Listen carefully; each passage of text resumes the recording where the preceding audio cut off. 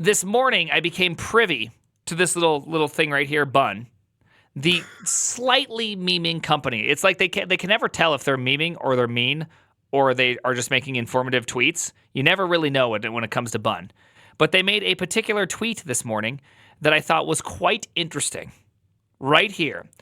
Introducing Bun Shell, a cross-platform shell language and interpreter for shell scripting with JavaScript. Which I was thinking that's exactly what the world needs. You know that meme where it's the teacup that's pouring and it's like there's 5 spouts? Now there should be like a 6th spout, like shell scripting. Now we have 6. So first off, I will say that this looks, I assume this is some sort of bash/bash derivative. I'm very curious what subset, because when they say a cross-platform shell language, that means that they have developed their own, and this isn't just simply a pass-through to the underlying shell. Right, which I would totally get if it was just like, hey, execute commands. Yep. Like this. Like that actually would be pretty cool. But having your own shell language, on the other hand, it's interesting. So I'm curious what subset of and what shell. Is it Zish? Is it Bash? Is it Fish? Like what are we talking here? I was also thinking about this because the interesting bit is that it's cross-platform. Like, because people are already writing JavaScript and just calling like exec or something, like, yeah, they're just passing a string in anyways, and then it just doesn't work whenever someone uses it on not their system, right? So it's like, okay, that's actually like it is actually really cool that it works and that it's, I mean, at least hypothetically cross-platform. I guess, I don't know, maybe in their blog post it has more info about it, but yes, it seems like they wrote their entire shell. The other interesting thing is it actually written in Zig? Are you actually just secretly running Zig for these? Do you think Zig is the pass-through? I'm curious. Here, let's see if we can find any things. Okay, so why existing shells don't work in JavaScript. Shells like Bash or Shh have been around for decades. Shells are a solved problem. Hacker News, commenter, probably. This is actually a really good. It could also be replaced with Reddit or Twitter, but they don't work well in JavaScript. Why? macOS, Zish, Linux, Bash, and Windows, some stupid stuff, all have slightly different shells with different syntaxes and different commands. The commands available on each platform are different, and even the same command have different flags and different behaviors. Yeah, especially when it comes to like awk. Like, I wonder how they're doing like awk commands. Right? Because you can't really normalize a core util across platforms. Or maybe they can. You think so? Because it's Gawk on Mac, right? And well, that's what I'm saying. Maybe they just wrote like a custom implementation of awk. I don't know. TJ, we can't. Why you do? So obviously they do a custom RMRF. It doesn't work right here. Blah blah blah. Rimraf does this. Environments like variables like foobar doesn't work with Windows. Which and where doesn't work on Windows. I'm kind of noticing a theme here. Shells also take too long to start. How long does it take to spawn a shell? I don't know. Okay, 7 milliseconds. A little bit of time. If your intent is to run a single command, starting the shell can take longer than running the command itself. If you're running many commands in a loop, that gets expensive quickly. Fair. I mean, that's fair. When you're running thousands of commands, that adds up to seconds extra in your program, which I'm doing actually right now in one of my programs. You could try embedding a shell, but that's really complicated, and their license may not be compatible with your project. Also fair. Also fair right point. There.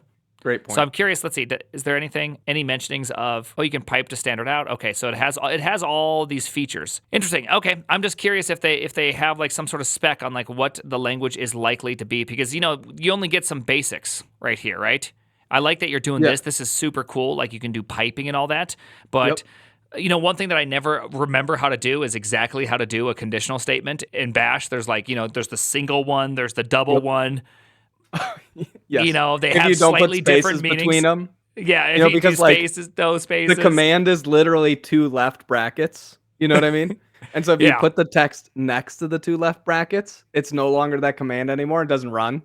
So then it just does something else. Yeah. Mm-hmm. Yeah. There's some things there. So I'm just curious what the exact syntax is. So I'd like to know a little bit more about that. But back to the actual thing itself. What do you think about this itself? Like barring any of the potential ambiguities of awk and all that stuff. So I guess in the situation you're using Bun, you're like already running JavaScript on a server, right? I think it's actually probably largely making a play in the tools market. Oh, like build tools and things like that. I see what you're saying. Right, yeah, right. Like you could be on your computer running or like on your build machine or something. Yeah. Right. Okay. Yep. That's fair. That's fair. It does feel like so this is a problem in the sense that like these are common things that happen. You want to run some simple command.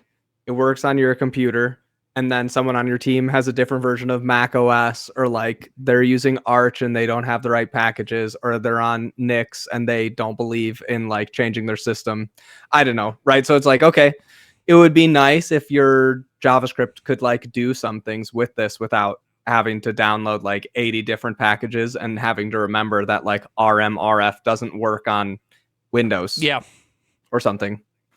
Especially if you're running complicated like build stuff, right? Because like people are doing crazy things at build time right now, right? Yep. Also, this like little slash, like often Yep. you have to do like a path dot separator to get the Yep. correct separator, and you have to have the right stuff for everything. Yes, that's also like I think it is nice when we can build things that are become sort of like a default way of doing something and it works on multiple different OSs, right? Like that seems all other things being equal. I don't know if this is the way that I like accomplishing that. Like, oh, we're just going to write more JavaScript, but you're already going to be writing JavaScript, so then I guess like it's good. It'll work on my Linux computer now instead of only the Mac computer that the that the JavaScripters have, like Yep. so My I don't big know. worry here Yep. is that we're going to run into a just potentially a forever amount of write once, debug everywhere. Because these subtle changes and the subtle differences are going to get extremely hard, because I cannot imagine that they actually overwrite awk. You know Right, what I that's mean? what- Like, I can't imagine they actually overwrite like gzip. They didn't make a custom gzip implementation. They didn't I make don't think so.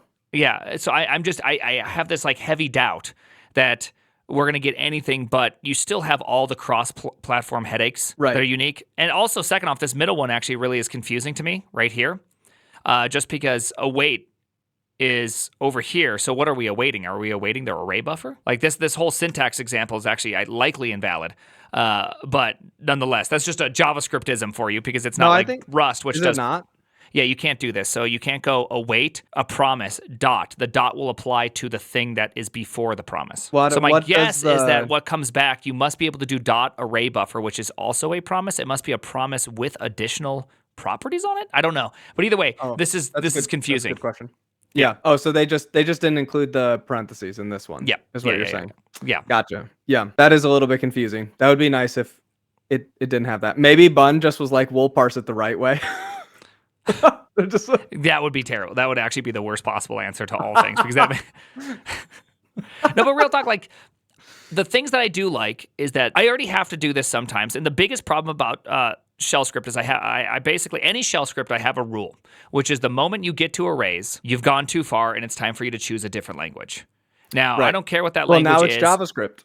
Now it's just JavaScript. Now, effectively, you can write shell in JavaScript to avoid having to run into the array problem. But I would argue the next logical problem, which is the bun problem. When I write a shell script, if I write it with pretty simple bash, I can pretty much hand it to anyone on Unix system, and it mostly works. Like, I don't have to have a lot of differences. Now, when I hand this script out, I have to be like, hey, can you install bun? Yeah, The bun version that I have. Could you install bun? Yeah, you got to have bun. Yeah, you need bun, right? And so it's like, I always find that to be a very interesting problem with bun, is that bun is trying to be this very convenient platform, but they have this huge upwind battle where even Trash just talked about this literally last week with me, which is that he wrote this nice, like, this whole thing, handed it to his teammate, and his teammate's like, how do I run this? He's like, oh, yeah, you're supposed to use bun. And he's like, what? He's like, yeah, bun. He's like, I don't know what is that? Like, right? There's like a bunch of non-terminally online people that have no idea what bun even is. Yes. Yeah. And then you're in this whole like discussion about alternative JavaScript platforms, and people are like, what the hell are you even talking about? And half the people are like, what do you mean? Don't I just type like JavaScript myfile.js? They're like, don't even, you know what I mean? They don't know that they're running Node. Yeah, they're just they're actually in the department of I have no idea what's happening. So there's like a bunch of things that I think are very interesting about this. Yeah, the thing that's kind of confusing for me about it is like you already have JavaScript, right?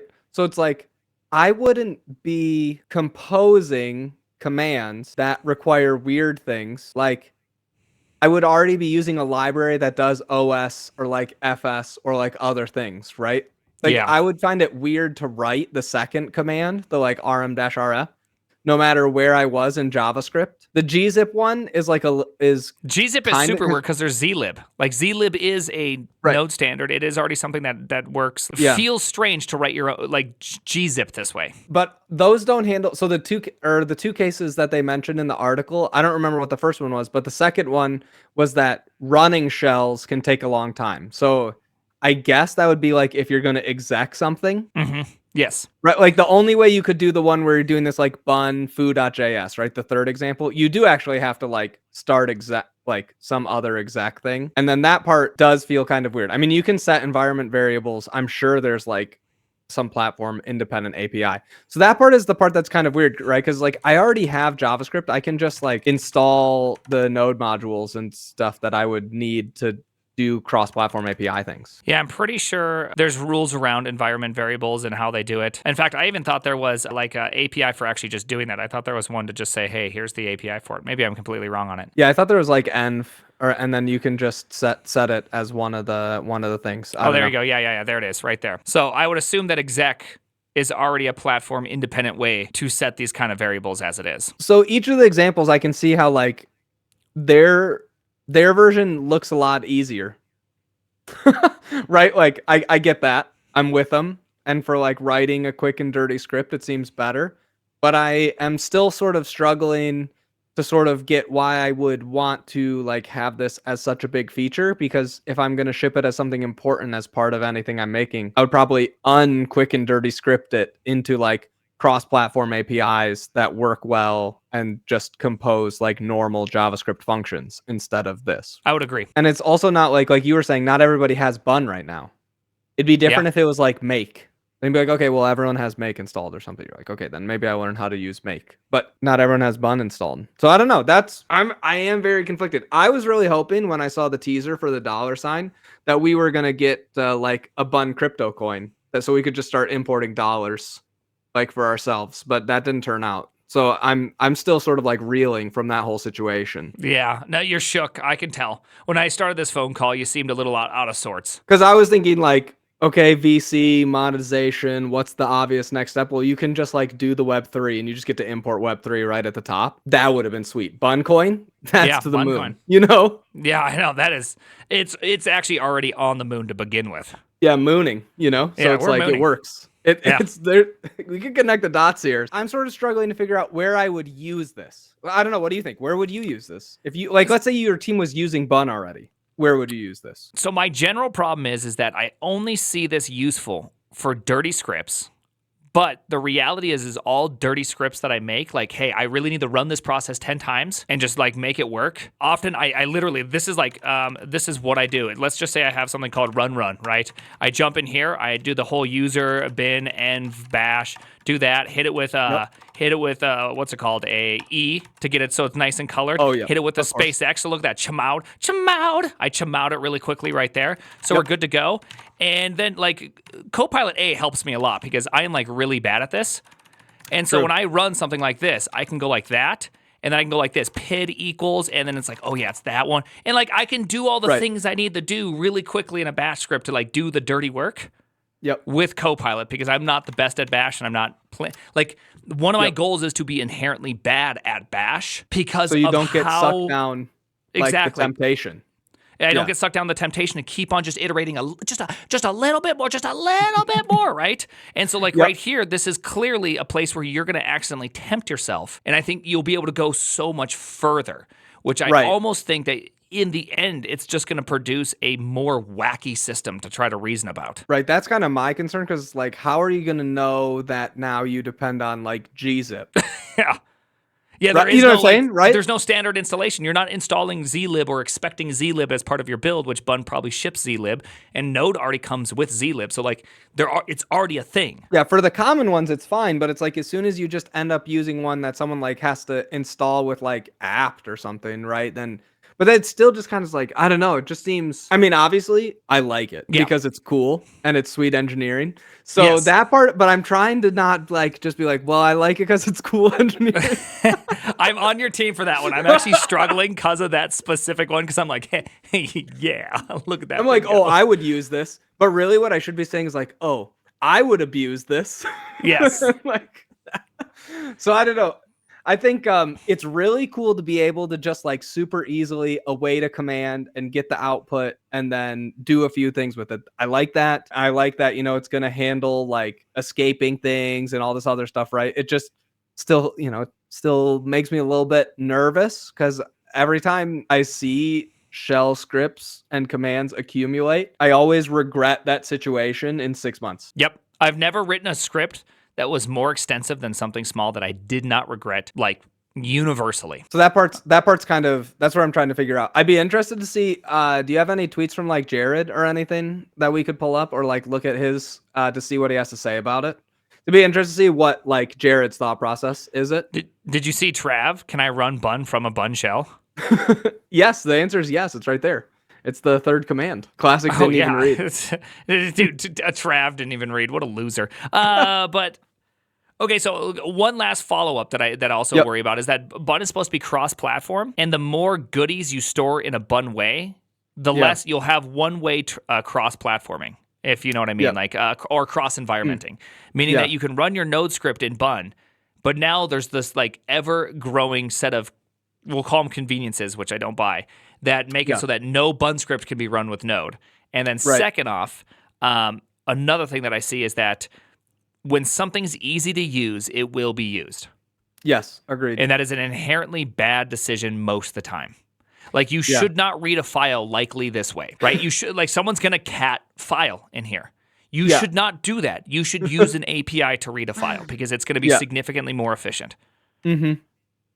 Just like literally orders of magnitude more efficient. And like I can see why this is like appealing to people who really like JavaScript and think like everything in the stack, like even JavaScript in my MySQL database, right? Like I can see why then you would like this because you're like, well, why not JavaScript in my shell?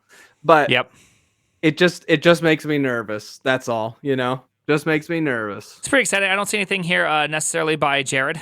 Well, I was wondering if he has any like quote. Like I would just can we go to Jared's profile really quick and just check? This is kind of funny. This guy just said rip on this one. Must have been working on this thing to be able to do. Oh yeah. Oh no. Oh, oh no. It's the same. Oh, it's the same. It is the same. It's the same. I mean, who knows if it does like, you know, the exact same ones. The main thing I'm still wondering, okay, we didn't miss it, right? That they like said how they implemented it or like how they make RM work the same on all the different systems. They didn't right? they didn't have any languages that were cross they didn't have any their little I sped read it, you know, which I'm not the best at reading. But I didn't. But like why existing? So you know it's not in there, right? Environment variables not in there. No. But I was just wondering like how did they make RM like do that?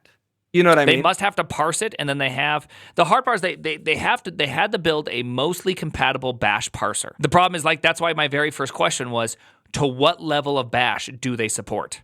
Or that's why I was asking like did they just make their own awk? Because like that's not on Windows, right? Yeah, these are all my questions. Okay. Hold on. Let's go like this. Bun update. Is it bun update? Let's see. Bun. Let's call bun. What is it? It was import dollar from bun. Are right? you in a project right now? You might want to go somewhere else. All right. I am in a project. Just let it happen. All right. That's fine. That's fine. Let's see, move bun to bun.js. I should have done TS. There we go. What was I going to do? There's going to be in here. So one of my big questions is this, which is I can go with something like, oh, nice. You get no autocomplete, so that kind of sucks, right? Yep. Oh, gosh. But what about something like this? Can I, you know? Mm-hmm. Can you do crazy things like this, right? Can I? Copilot's suggestions so far. Dude, Copilot's completely screwed up on that one. Well, it's like, why are you writing PHP inside of here? You know what I mean? Like, yeah. See, I don't even know what this means. I thought I had. I think you need to await it though. Probably. Right. Well, maybe not. Yeah, but that's not what the problem is, right? Maybe it's not. Is it released yet? Did you button Yeah. update or button upgrade? I I don't know which one is which. Bun upgrade. I don't think bun upgrade exists. Yeah. Okay. I bun update, which you're right. I bun update and upgrade. Very, very different. Very different. Nice. All right. Foo. Okay, Thanks, so chat. it does work. I didn't so know that. So you can subshell. Like, I'm curious if they have all the rules of subshelling correctly. They can't see any very much of the shell, by the way, because you're. I know, but they see the command plus what went out. Yeah. Right? Right. It's just like, to what extent are they subshelling? Like, if I cd here, dang it, now I'm just so dang curious. Let's hit it. Because right now I'm ready. I'm just curious about this one where it's like cd back, right? And present working nice. directory, present working directory, right? Let's see. I guess, what do I have to do? More of these? Just throwing in all sorts of things at this point. Oh, this looks good. Thank you. I know. But you know for a fact someone's gonna write this. CD back didn't seem like it worked at all. Oh, CD's just broken? Well, I mean, I got the same path for both of them. That is weird. Yeah, so if I went, oh my goodness. Here, I gotta start using $. So there we go, right? That should do something, right? Yes. Yep. I would think so. I only got 2. I'm not even sure what just happened there, to tell you the honest truth. Nice. I honestly don't even know what just happened there here. Well, this just shows why we shouldn't be doing that. I know. There you go. Look, see this one. At least I get something different there. But do you need to surround the whole thing with? No, you shouldn't have to surround. Oh, it I with have. tick. I have escaped ticks. You escaped them. Yeah. Dang it. Wait. Shoot, dude. Now I have no idea what I'm doing. In before I delete. Oh crap. I'm already all the way back. Anyways, this is why you shouldn't do this. Okay, this is why we shouldn't do this, all right? But then I had it as a subshell, right? Which should be different. Oh gosh, I honestly don't even know what I'm getting in here. Oh my goodness. Anyways, forget it. I'm terrible at this. I'm not even doing it. This is why I don't do bash. And point proven. You should use a link. That was all a trick, chat, to make you believe that bash isn't worth writing. You've been played. You've been played. Well, either way, no matter what, this was very interesting because I did cd back, and that did not seem to do what I would expect it to do. Right. One thing that would be interesting is like, okay, so let's say you do await cd ... right? Like, is every $ run in a separate shell, or they run in one shell that goes one after another? You know what I'm saying? So you do like pwd, and then, do you understand what I'm saying? Yeah. Like that? Yeah, and then and just, I'm interested to know what's in between all of them. Yeah, nothing. So like, which makes, like, I guess either way could hypothetically like make sense. You know what I mean? Right? Oh, that one worked. There you go. Nice. So it's yeah. So I must have done something wrong previously. So it looks like I'm the dummy. Each one is like its own shell, though, right? Each $ is its own shell, like execution. Yeah, but it must be some sort of like in memory. Yeah, they're doing some trick shell emulating. That's tiny. Which is crazy. Like, does it also source your like bash RC? You know what I'm saying? Does it also like source the bash RC? Like, is it in the same environment? Does it source any other additional? You know what I'm saying? Yeah. Can you execute Vim? It's child process under the hood. Okay. Oh yeah, run Vim. Oh, we're in. We're so in. I am so in. But I only got like part of my stuff sourced. Nice. Oh, I'm in Vim. Vim. Yeah. Oh, it doesn't have your aliases. It doesn't have my aliases, but I'm in Vim. I'm in Vim in Bun. Oh, that's kind of weird because then, like, I mean, once again, it's not that it's necessarily weird. It's more like it's not inherently clear which one it would be. Because if I think of running the like $ stuff as the same as running like a command on my command line, it's just not true. Yes. Right. That's just wrong. That's like a bad frame of reference to have for it. Correct. It's some other thing. It's some clean environment determined by Bun with some level. Like, I bet you that the environment variables you probably pass into Bun, my guess, are passed through. Right. Yep. which in a sense could be dangerous, right? If you have a bunch of environment variables, people could steal your environment variables, and you could have sensitive information in environment variables. Yeah, I mean, it's sort of like that's sort of probably already an attack vector. The only thing that would be kind Oh of, yeah, it is.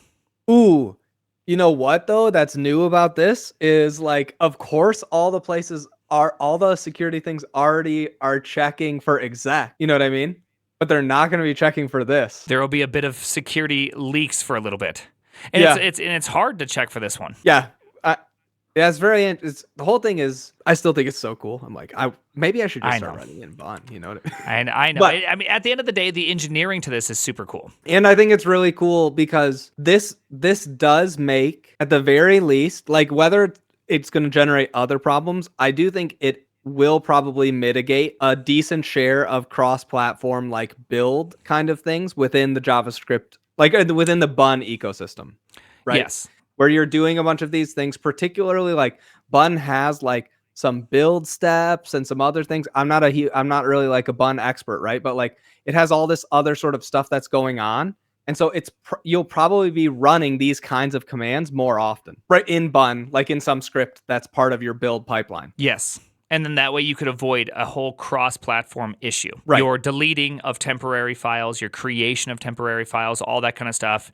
You effectively get a unified Bash-like language that is mostly transportable from your already pretty nascent and terrible Bash understanding. So that part I could see as being like a viable use case, assuming you're already sort of like bought into Bun and you're trying to do those things, right? That's going to fix some of those things where someone installs it on Windows and now it just like doesn't work, right? Like, oh, well, now instead of using exec, we use $, and it fixes the fact that like the slashes are wrong sometimes, or that PowerShell randomly takes 2 minutes to start every once in a while. Or, you know, like all these kinds of things that like you get issues for on projects that have anything to do with the system. I like it. All right. Well, hey, this was cool.